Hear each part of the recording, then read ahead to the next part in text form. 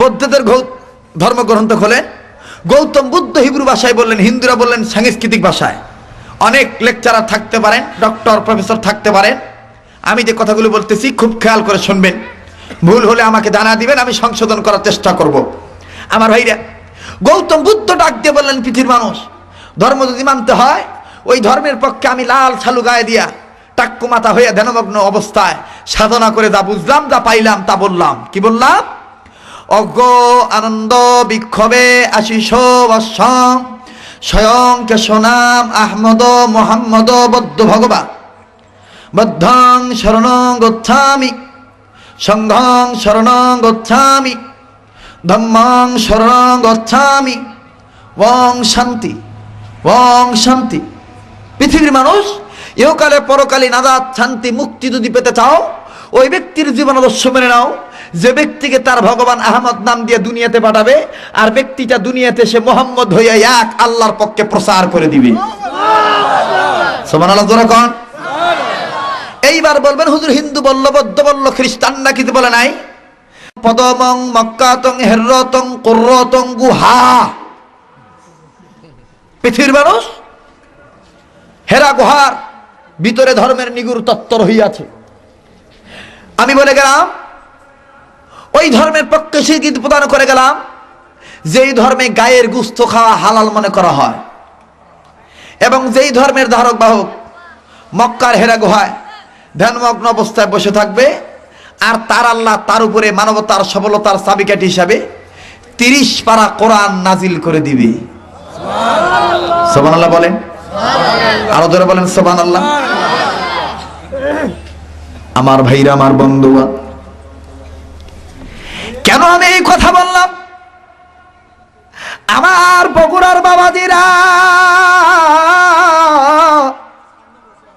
জহুরুল্নগরে যে কথাটা আমি বলছিলাম, বাজান গভীর মনোযোগ দিয়ে শুনবেন। আমার ভাইরা, 2007 সালের এপ্রিল মাসে ভারতের জমিনে মোস্তফা হোসেন সঙ্গ নিয়া, নুরুল ইসলাম বলিপুরির সঙ্গ নিয়া আমি গুনাহগার কলিকাতার আগারতলায়, জলপাইগুড়ি, শিলিগুড়ি, হিমালয় পর্বতের কাছে আমি গুনাহগার যখন ইসলামী সেমিনারে বক্তব্য দেওয়ার জন্য একটা চান্স পাইলাম, আমার বাবাজিরা রে, 12 মিনিট সময় পাইলাম। সময় পাওয়ার পর আমি মন্ত্রণাদি পাঠ করলাম, এরকম মন্ত্রণাদি। আর এই মন্ত্রণাদি শুনি একজন নয়, দুইজন নয়, কয়েকজন হিন্দু ব্রাহ্মণ আমার বিরুদ্ধে খেপে গেল। ও বন্ধুগণ, আমাকে ডাক দিয়ে বললেন, মৌলবী তুমি যেই মন্ত্রণাদি পাঠ করলে, এই মন্ত্রণাদি দ্বারা প্রমাণ করে দিবা আল্লাহ সত্য, নবী সত্য, কোরআন সত্য। প্রমাণ যদি না করো, তোমার বিরুদ্ধে কিন্তু ফাঁসির অর্ডার হয়ে। আমার ভাইরা রে, এমন বেকায়দায় পড়ে গেলাম। বাবাজি, কয়েকজন হিন্দু ব্রাহ্মণ আবার কলিকাতার থেকে পুলিশগুলো খবর দিয়ে নিয়ে আসলো। পুলিশগুলো পিকআপ ভ্যান নিয়ে চলে আসলো। আমি গুনাহগারকে জিম্মি করে নিয়ে গেল। আমার ভাইরা রে, একদিন নয়, 2 দিন নয়, 3 দিন কারাগারে কারাভুক্ত অবস্থায় থাকা লাগলো। বাজান রে, অন্যায় আমার একটাই ছিল, ইসলামের পক্ষে কথা বলা। পানির পিপাসায় কলিজা শুকা যায়, কন্ট্রোলি শুকা যায়, আমি পানি পানি বলে চিৎকার করি, শয়তানগুলো পানি দেয় না। আমার ভাইরা, অনেকক্ষণ পর 1 গ্লাস ঠান্ডা পানি নিয়ে আসে, জেলখানার সিটের মাঝখান দিয়ে ধরে পানিটা নেওয়ার জন্য হাত বাড়াইলাম। এই শয়তানগুলি আমার হাতে গ্লাসটা না ছেড়ে দিয়ে, আমার ভাইরা আমার হাতে গ্লাসটা না দিয়ে, এই শয়তানগুলি গ্লাসটা জমিনে ছেড়ে দিল। গ্লাসটা পাকা ফিল্ডে ভরে ভেঙে যায়। পানি খাওয়া আমি গুনাহগারের নসিবে হয় না। আমার ভাইরা, এমন একটা বিপদ পত্র পত্রিকায় দেখেছিলেন, কলিকাতার আগারতলায় 2007 সালের শুরুর দিক দিয়া। আমার বন্ধুগণ, আমার ভাইরা, ওই যে ওলামায়ে কেরামকে হয়রানিমূলক শাস্তি দেওয়া হয়েছিল, আমার ভাইরা, আব্দুল খালেক নামে যেই ছেলের ফাঁসির হওয়ার কথা ছিল, সেই ছেলে আমি গুনাহগার আব্দুল খালেক শরীয়তপুরি। আমার দয়ার আল্লাহ, আমার দয়ার মাওলা কেমন করে সেই ময়দান থেকে বাঁচা আনলো। আমার ভাইরা, ক্ষুধার তন্ত্র সহ্য হয় না, অনেকক্ষণ পর একটা রুটি জেলখানার সিটের মাঝখান দিয়ে ভিকে মারে, এই রুটিটা ধুলাবালির মজমায় পড়ে যায়। রুটিটা আমি ধীরে ধীরে খায়ার মাওলার দরবারে বলি, মাওলা রে তুমি কি আমাকে এই আযাব থেকে মুক্তি দিবা না আল্লাহ? আল্লাহ গো তুমি কি আমাকে এখান থেকে মুক্ত করবা না? ও বন্ধু, সরমনা পিসা হুজুর, মরহুম পিসা হুজুর বদুল করিম রহমতুল্লাহ আলাইহি, ওনার দরবার যখন খবর চলে গেল, আমার ভাইরা সচিনা দরবার যখন খবর চলে গেল, আইনুদ্দিন আলাদা রহমতুল্লাহ আলাইহি আমার ভাই, আমার বন্ধুগণ, আমার বন্ধুবার, আমার সম্মানিত বড় ভাই ও বন্ধু ডক্টর না মুসলিম সিরাজুল ইসলাম সিরাজি যৌথভাবে ওলামা ইকরাম দেখেন কেমন করে সহযোগিতা করলো। খবরটা পাওয়ার পর যশোরী মুন্সি মোহাম্মদ মেহেরুল্লাহর ছেলে আনোয়ার মোহাম্মদ মেহেরুল্লাহর কাছে খবর দিল, বাবাজি আনোয়ার মোহাম্মদ মেহেরুল্লাহ আদালতের অনুমতি ক্রমে আমার সাথে ফোনের মাধ্যমে কথা বলে ডাক দিয়ে বললেন, আব্দুল খালেক ভাই আপনাকে তো তাদের এই বিচারের কার্যালয়ে দাঁড় করাবে, তবে কার্যালয়ে দাঁড় করার আগে আমি আপনার কাছে শুনতে চাই আপনি কোন মন্ত্রগুলো পড়ছেন, আপনি আমাকে একটু শোনায় দেন। আমি বললাম, ভাইয়া 1 নম্বর মন্ত্র পড়েছি লা ইলাহা হরতি পাপ মইল্ল ইলাহা পরম পদম জন্ম বৈকুণ্ঠময় পরিণতি তদ্জপিন মুহাম্মদ। 2 নম্বর মন্ত্র পড়ছি একং ব্রহ্মং স্রষ্টা নিহনানা সিং কিঞ্চং। এবার বললো 3 নম্বর মন্ত্র বললাম, আমি 3 নম্বর মন্ত্র বললাম মদ দরিতা দরিতা নমস্ত নমস্ত প্রণাম প্রণাম মদ দরিতা দরিতা। এবার বললো 4 নম্বর মন্ত্র বলো। 4 নম্বর মন্ত্র বললাম হুতার মিন্দ্র হুতার মিন্দ্র মহাসুরিন্দা মহাসুরিন্দা ওয়াল্লাহ মিল্লাম দস্তঙ্গিল্ল ইলাহা। আমার ভাইরা রে 5ম নম্বর মন্ত্র যখন বলে দিলাম, আনোয়ার মোহাম্মদ মেহেরুল্লাহ ডাক দিয়ে বললেন, আব্দুল খালেক ভাই কি বলবো ভাইয়া, আমার বাবা মুন্সি মোহাম্মদ মেহেরুল্লাহ হক কথা বলার কারণে আমার বাবাকে কলিকাতার হিন্দুরা বাতির সাথে বিষ খাওয়া মেরে ফেলে দিয়েছে। আমি বললাম, বড় ভাই আমারও তো এরকম করুণ দশা, মনে হয় আমি ছাড়া পাবো না, আমাকে আর মেরে ফেলে দিবে, আমাকে ফাঁসির ভয় দেখায়, আমাকে খাবার দেয় না। আনোয়ার ভাই বললেন, আব্দুল খালেক ভাই চিন্তার কোনো দরকার নাই, আপনি যখন আগামীকাল তাদের বিচারের কার্যালয়ে দাঁড়াবেন, দশের সামনে দাঁড়াবেন, হুজুর হিন্দুদের মন্ত্র থেকে 2 নম্বর মন্ত্র নিবেন আর কোরআন শরীফ থেকে একটি আয়াত নিবেন, মুসা নবীর দলিল নিবেন। আমি আনোয়ার বলে দিলাম, আল্লাহর কোরআন শরীফ আপনাকে জয়লাভ করাইয়া বীজের মালা পরাইয়া দিবে। আমি বললাম, আনোয়ার ভাই গো কিভাবে আল্লাহ পাক জয়লাভ করবে? আনোয়ার ভাই বললেন, আব্দুল খালেক ভাই এরা 2 নম্বর মন্ত্র বলছে পৃথিবীর মানুষ ওই আল্লাহকে সেজদা দিও, আই ক্যান চ্যালেঞ্জ, কোন ব্রাহ্মণ থাকলে আমি চ্যালেঞ্জ করতে মোকাবেলা করতে রাজি আছি। ও বন্ধুগণ, বেদ কিতাব পড়ে দেখবেন এই কথাগুলো এইভাবে লেখা আছে। বর্তমান বেদ কিতাব তো সংস্করণ করা হয়েছে, কাটছাট করা হয়েছে।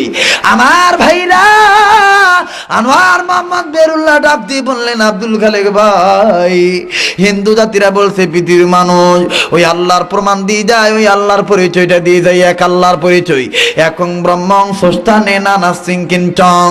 আল্লাহ বলতে এক আল্লাহ, আল্লাহর কোন শরীকই নাই।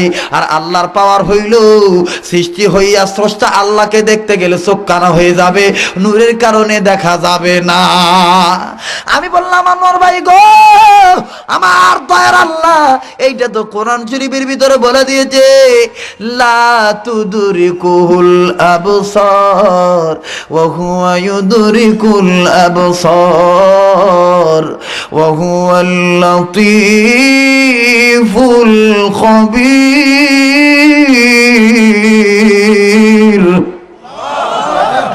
আমার ভাই বললেন, আব্দুল খালেক ভাই এই আয়াতটা আপনি নিবেন আর ওই 2 নম্বর মন্ত্র নিবেন, মুসা নবীর দলিল নিবেন, দেখবেন আপনি যা লাভ করবেন। এবার পরের দিন আদালতের কাঠগড়ায় দাঁড়াইলাম। 1952 সনে বেদ কিতাব আনা হলো। উকিল মহোদয় জিজ্ঞাসা করলেন, মৌলবি প্রমাণ করো। আমি বললাম, জনাব বেদ কিতাব খোলেন। খোলা হলো। আমার মেয়েরা আল্লাহর কি কারিশমা, একটা না 2টা না 21টা মন্ত্র দল দল করে উঠলো।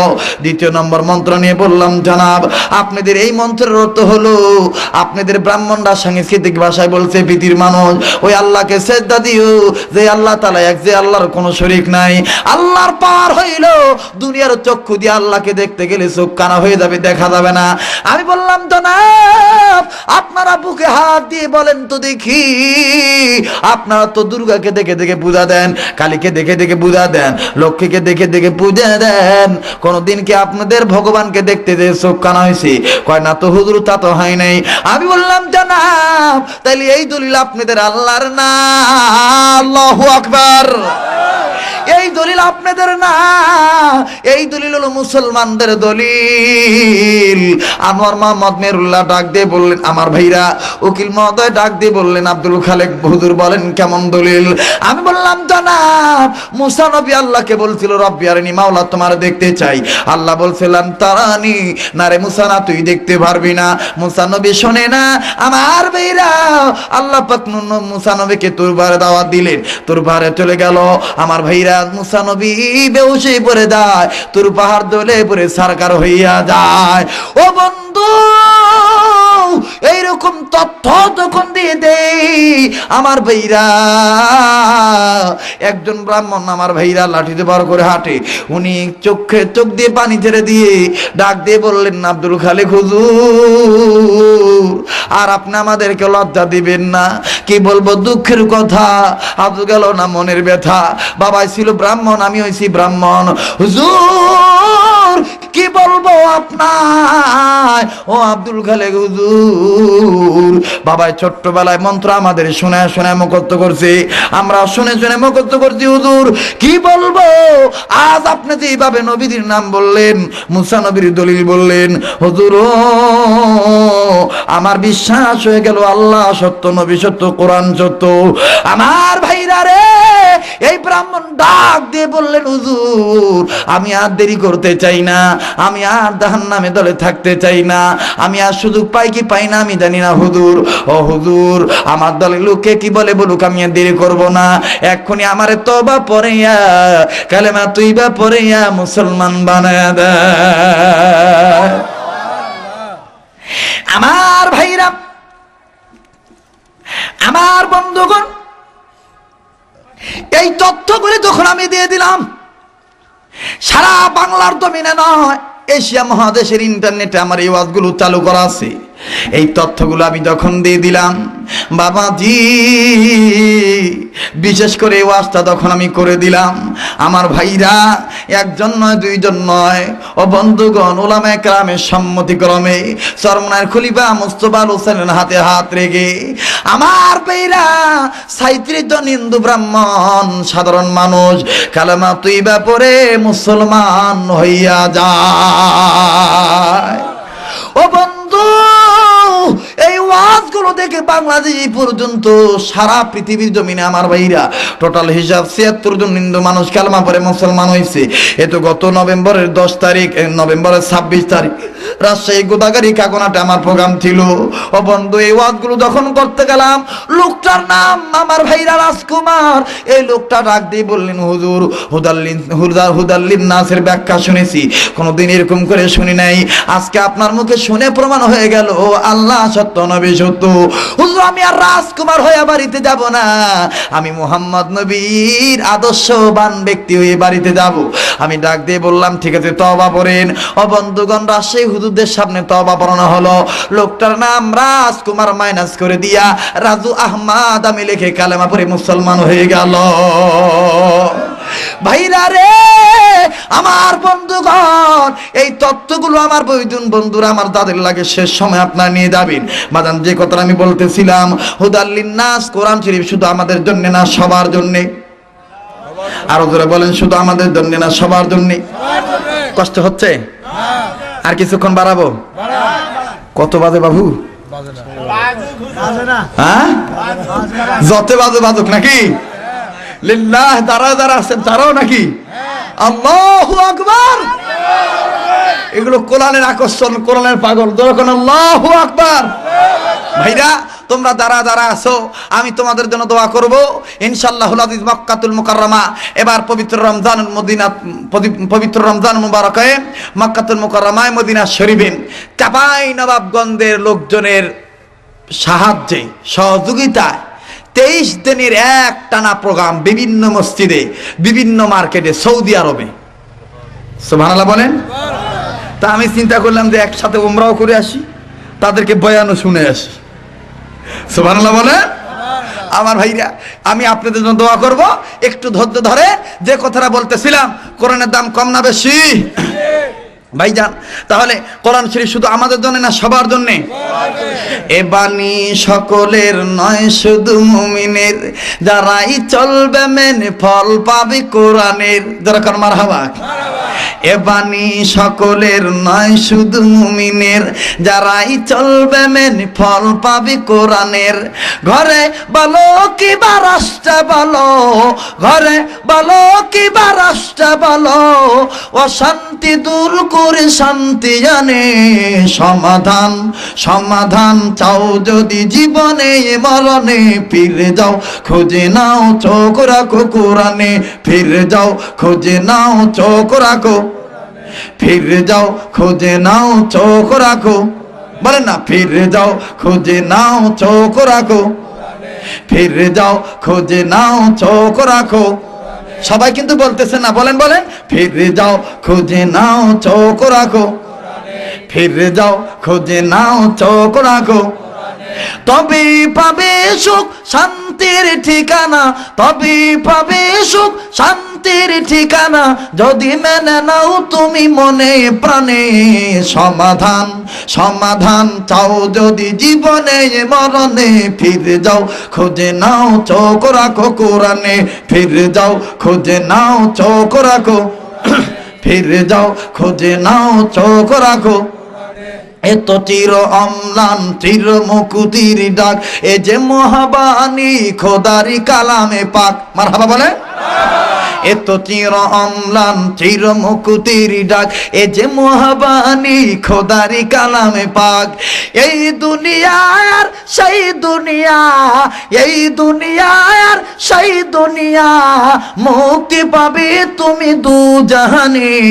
সমাধান সমাধান চাও যদি জীবনে মরণে, ফিরে যাও খুঁজে নাও চোখ রাখো, ফিরে যাও খুঁজে নাও চোখ রাখো, ফিরে যাও খুঁজে নাও চোখ রাখো।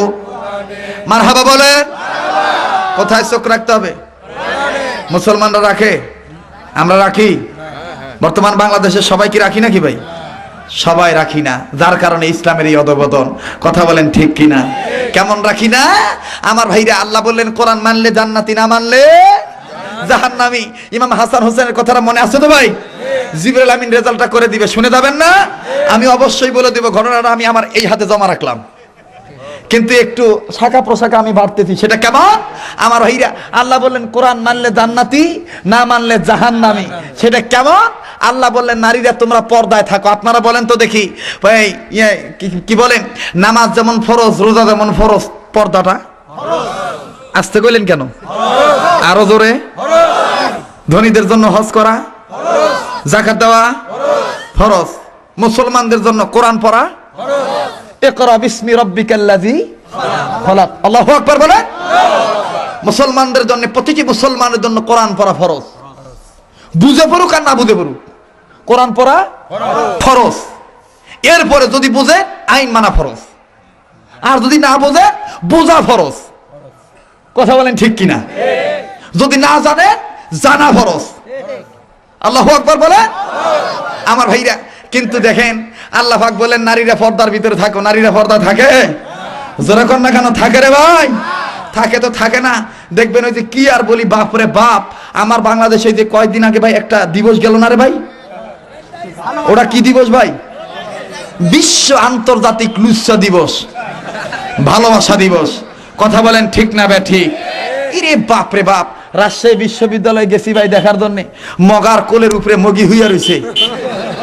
মগায় চীনা বাদাম খুইলা খুইলা দেয়, মগি কুটকুট কুটকুট করে খায়। আর মগায় কয় খাও সখী খাও।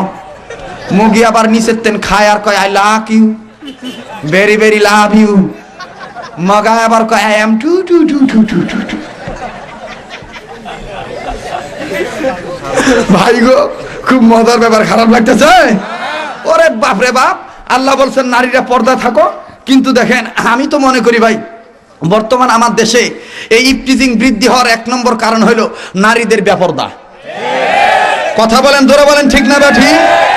বর্তমান এই আমার দেশে ইফটিজিং বৃদ্ধি হওয়ার 1 নম্বর কারণ হলো নারীদের অশ্লীলতা, বেপরদা, বেহায়াপনা, নির্লজ্জতা। কথা বলেন, ঠিক না ঠিক? বাপরে, আল্লাহ বলেন পর্দা থাকো, আর এই বেটিরা বর্তমান পর্দা থাকে না ভাই। বর্তমান এই বেটিরা দেখেন পর্দা না থাকে, আরে বাপরে বাপ, এখন আর কি কই, ডিজিটাল আলট্রা মডার্ন যুগ। এই মেয়েরা দেখবেন বোরকাটা এখন পরে না ভাই। আগের যুগে দেখছি আমার মা বোনেরা খুব ঘন্টাটা লম্বা করে দিছে, কিন্তু বর্তমানে এখন এই বেটিরা ঘন্টাটা কেমন করে লম্বা দেয় জানেন?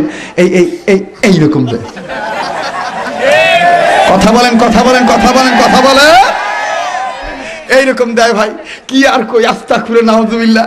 এই বেটি দেখবেন আমার ভাইরা আবার হাই হিল জুতা পরছে, জুতাটা আবার হাই হিল। যেই রোডে হাঁটে রোডটা নাম আবার হাই রোড। এই বেটি আবার যখন হাই হিল জুতা পরে তখন আবার যুবকগুলো আবার কয় বাপরে, বেটি যখন পরছে হাই হিল জুতা আর রোডে হাঁটতেছে হাই রোডে, তাইলে আমি আবার কেন চুপ থাকি? তখন কয় হাই। কথা বলেন, কথা বলেন, কথা বলেন আমার ভাইরা।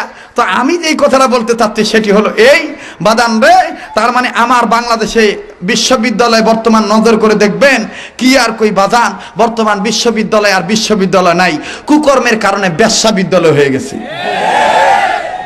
শিক্ষাঙ্গনে দিকে রে ভাই দেখো না চোখ মেলিয়া, ছাত্ররা সব বই ছেড়ে আছে শুধু পীড়িত লইয়া।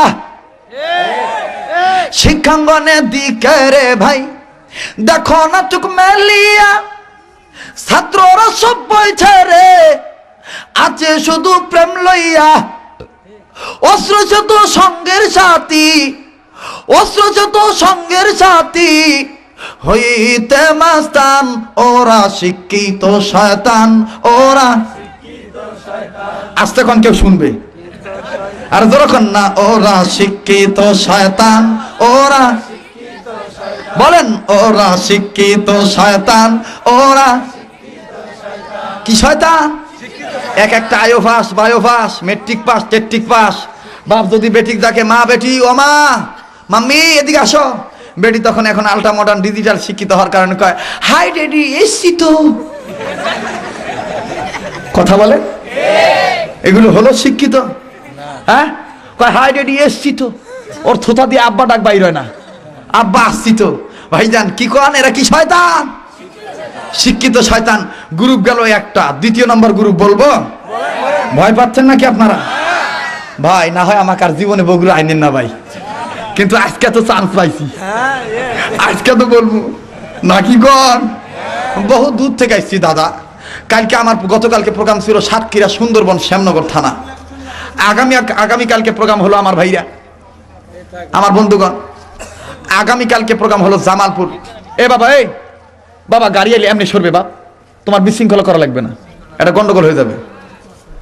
আমার দিক থাকো, কি করবে জনগণ, কিভাবে খেদাইবা? এরা তো কোরআনের আকর্ষণ হইতে হইতে। কথাগণ ঠিক না বেঠি? আজি লিল্লাহ তাকবীর, নারে তাকবীর।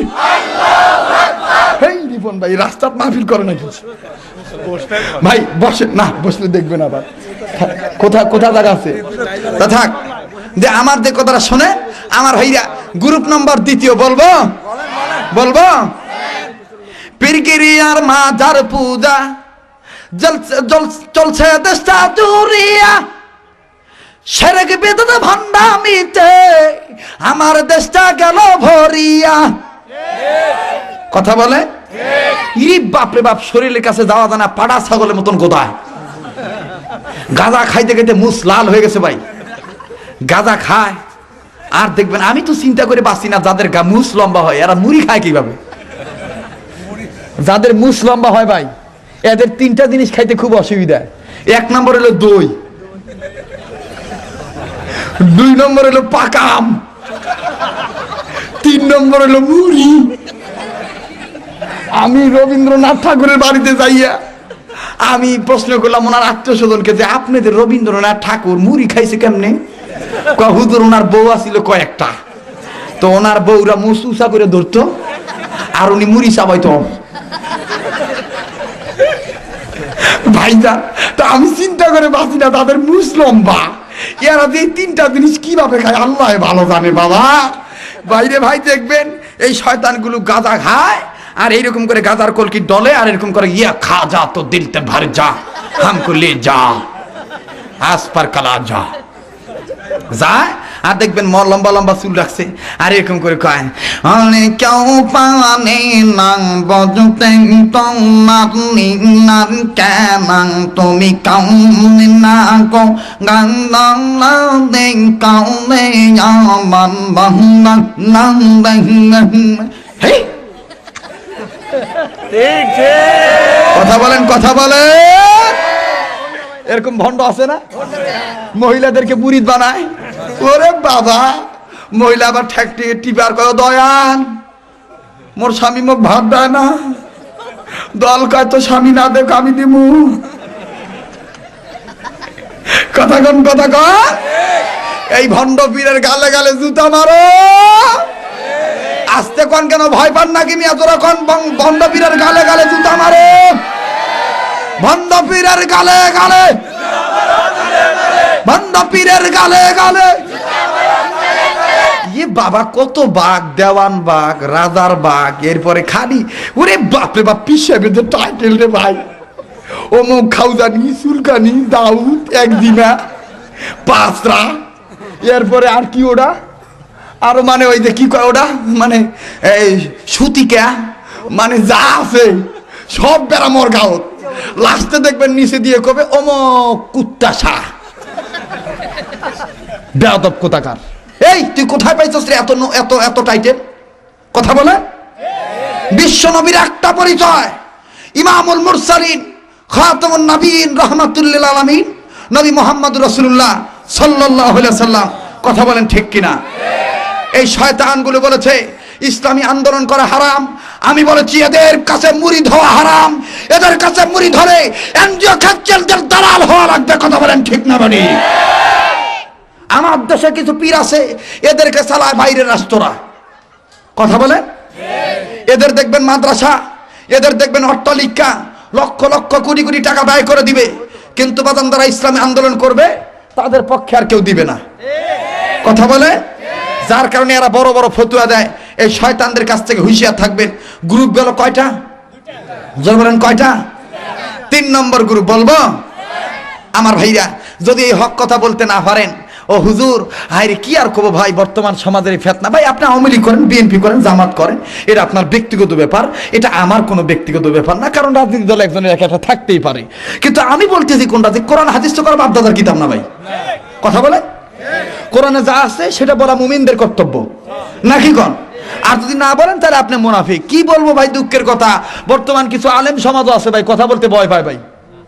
কথা কন কয় বাবা বর্তমান আন্দোলনের কথা কওয়া যাবে না, কইলে আমার গ্রেফতার করবে, আর যদি আমি গ্রেফতার হই তাহলে আমার ছাওয়া খাবে কি, বেটি খাবে কি, বউ খাবে কি? আপনি কন্ত দেখে রিজিকের মালিক কে? আল্লাহ। এই মৌলবীর পক্ষে ফতুয়া হয়ে যাবে। কি হবে আলেম হয়ে? বলেন বলেন, কি হবে আলেম হয়ে? কি হবে আলেম হয়ে ইমাম সাজা সমাজ যাতে পারো যদি সত্য কথা উচ্চস্বরে না বলিতে। কি হবে আলেম হয়ে ইমাম সাজা সমাজ যাতে পারো যদি সত্য কথা উচ্চস্বরে না বলিতে। চাকরি ভয় কর যদি ছেড়ে দাও আইনা গদি, চাকরি ভয় কর যদি ছেড়ে দাও আইনা গদি। কি হবে ধোকা দিয়ে আল্লাহকে? কি হবে ধোকা দিয়ে আল্লাহকে? বলেন না কি হবে ধোকা দিয়ে?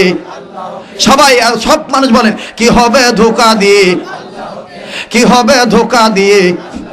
নিঃসন্দেহে গোয়েন্দা সংস্থার লোকজন এই কথাগুলো রিপোর্ট করতেছে। আপনার জন্য ভয় না পেয়ে জোরে জোরে বলেন কি হবে ধোকা দিয়ে আল্লাহকে? কি হবে ধোকা দিয়ে? কি হবে ছাত্র সাথে তমকায়া সনদ খানা যদি হা বিদ্যালয়টা প্রতি তাদের আড্ডাখানা। কি হবে ছাত্র সাথে তমকায়া সনদ খানা যদি হা বিদ্যালয়টা প্রতি তাদের আড্ডাখানা। এর চেয়ে মরা ভালো দেশ ছেড়ে যাওয়া ভালো, এর চেয়ে মরা ভালো দেশ ছেড়ে যাওয়া ভালো। কি হবে ধোকা দিয়ে কপালটাকে? কি হবে ধোকা দিয়ে বিবেকটাকে?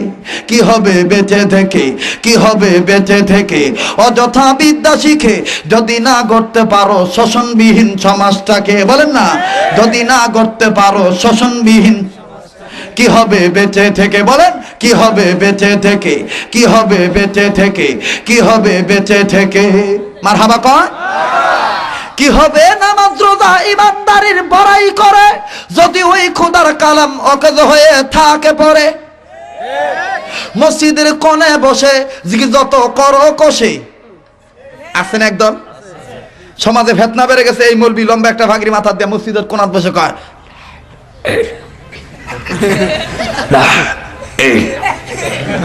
আবার আর একদল কবে হুয়াল হাইল আচ্ছা ভাই কন্ত এই জিকির আজগার করে সমাজের ফেতনা দূর করা যাবে, এবার কথা কন না কেন, এই জিকির আজগার করে সমাজের ফেতনা দূর করা যাবে। মনে করেন বগুড়ার মূল টাঙ্কিতে কুত্তা মুইরা পয়সা রয়েছে ভাই, মূল টাঙ্কি থেকে বগুড়ার বিভিন্ন ডিস্ট্রিক্টে বিভিন্ন অঞ্চলে আনাচে কানাচে পানি সাপ্লাই দেওয়া হয়। এখন আপনি যদি এই স্টেশনের এই সাপ্লাইয়ের মুখ খুলে যদি আপনি পীর সাহেবের মতন এরকম ওই মুখ খুলে যদি পচা পানি পাওয়ার পর মুখ খুলে যদি এখন কোন হুয়াল হাইল পানি সাফ হবে, পবিত্র হবে? আগে মূল টাঙ্কির কুত্তা মরা ফালাইতে হবে না ভাই? কথা বলে না কেন? আগে মূল টাঙ্কির কুত্তা ফালাইতে হবে না? তারপরে এমনি এমনি ছোট ছোট সাপ্লাইয়ের পানির কল এমনি পরিষ্কার হয়ে যাবে। কথা বলেন ঠিক না বা ঠিক? ভাইজান আমি আর লম্বা করতে চাচ্ছি না, যে কথাটা বলতে চাচ্ছি সেটি হলো এই, কোন রাজনীতির দলের বক্তা আমিও না, আর কোন রাজনীতির বক্তব্য আমি দিচ্ছি না, তবে পরিষ্কার করে আজকের এই ডিজিটাল নাম করা ডিজিটাল বাংলাদেশে আমি পরিষ্কার করে স্মরণ করে দিয়ে যাই, এই হাজার জনগণ নিয়ে উপস্থিত ময়দানে আমি দায়িত্বহীন কণ্ঠে স্মরণ করে দিতে চাই, আমার দেশে দুনিয়ার তন্ত্রমন্ত্র দিয়ে ইফটিজিং বন্ধ করা যাবে না।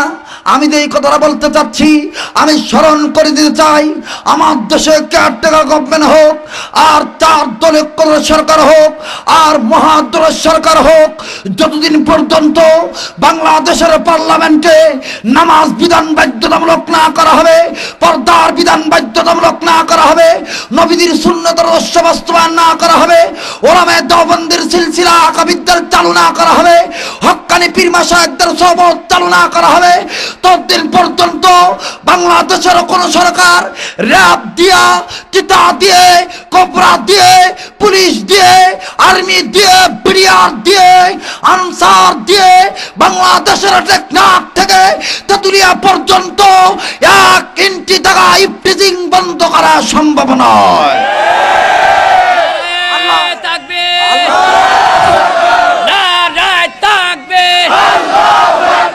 দুনিয়ার মুসলিম বিপ্লব বিপ্লব ইসলামী বিপ্লব, আমার নেতা তোমার নেতা আল কোরআনের আলো, সাথে জালো, নারায়ে তাকবীর। মনে কষ্ট নিলেন? আমি কোন দলকে টার্গেট করে বললাম? সর্বদলীয় পক্ষে আমার এই আহ্বান, খোদাই তথ্য জমি যদি না ক্যাম্প করা হয়, মানব রচিত মতবাদ দিয়ে কখনো মানুষকে মুক্তি দেওয়া যাবে না। সৃষ্টিকে মুক্তি দিতে হলে স্রষ্টার বিধান মানাতে হবে। কথা বলে আমার ভাইরা, আমার বন্ধুগণ, গভীর মনোযোগ দিয়ে শুনবে। শাহজালাল রহমতুল্লাহ আলাইহি সিলেটের জমিনে দেখলেন দাদা গৌর গোবিন্দ উৎপাত বাড়া দিল। শাহজালাল আল্লাহকে বললেন, আল্লাহ গো কি করি? আমার আল্লাহ ডাক দিয়ে বললেন, শাহজালাল তুমি ইসলামের পক্ষে কিবলামুখী হইয়া আযান দাও, আমি রব্বুল আলামিন বাতিলের আলো নিভাইয়া দেই, ইসলামের আলো জ্বালা দেই। আমার বাইরা রে, শাহজালাল রহমতুল্লাহ আলাইহি কিবলামুখী হইয়া 2 আঙ্গুল কানের ভিতর দিয়া চমৎকার কণ্ঠে মধুসুরে এইরকম করে বললেন, বলবো নাকি বলেন? আমার ভাইরা মধুর কণ্ঠে এইরকম করে আওয়াজ দিয়ে বললেন, আশহাদু আল্লা ইলাহা ইল্লাল্লাহ,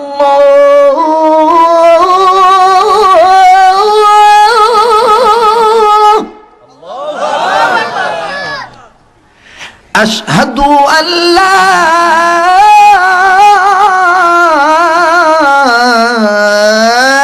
ইলাহা ইল্লাল্লাহ,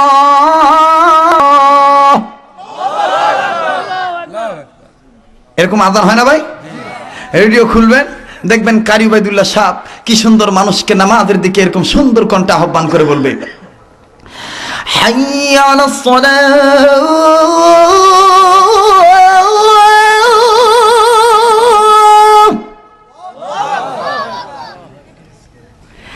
হাইয়া আলাস সালাহ।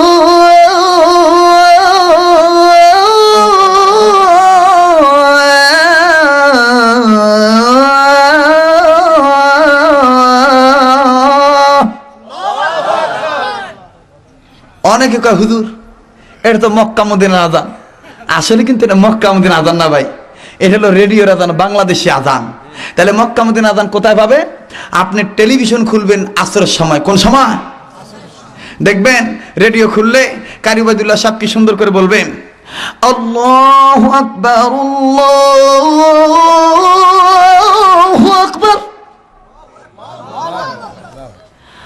আল্লাহু আকবার,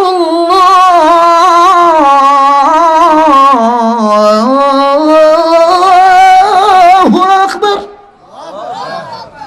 আর টেলিভিশন খুলবেন, দেখবেন মক্কা মদিনার সুরে কি সুন্দর মিষ্টি সুরে সংক্ষিপ্ত ভাবে এইরকম করে সুন্দর ভাবে বলবে, আল্লাহু আকবার, আল্লাহু আকবার, আল্লাহু আকবার, আল্লাহু আকবার, আশহাদু আল্লা ইলাহা ইল্লাল্লাহ, আশহাদু আল্লা ইলাহা ইল্লাল্লাহ। মারহাবা বলেন তো। শাহজালাল এরকম করে আজান দিয়ে দিলে আর রাজা গৌর গোবিন্দের বিল্ডিং এর ইটা একটা একটা করে খুলে বলে গেল, যেরকম সুবহানাল্লাহ।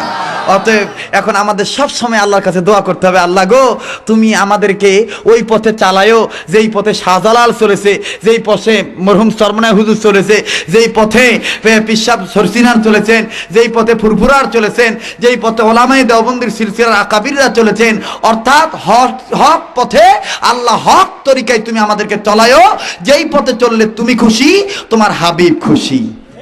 কথা বলেন ঠিক কিনা? এখন আল্লাহর কাছে বলতে হবে, তাদের পথে তাদের মতে কবুল করুন আল্লাহ, রহম করুন। সবাই বলবেন রহম করুন আল্লাহ, কবুল। সবাই কিন্তু বললেন না ভাই, আল্লাহর কাছে দোয়া করেন, আল্লাহ কবুল করবে। কবুল করুন আল্লাহ, রহম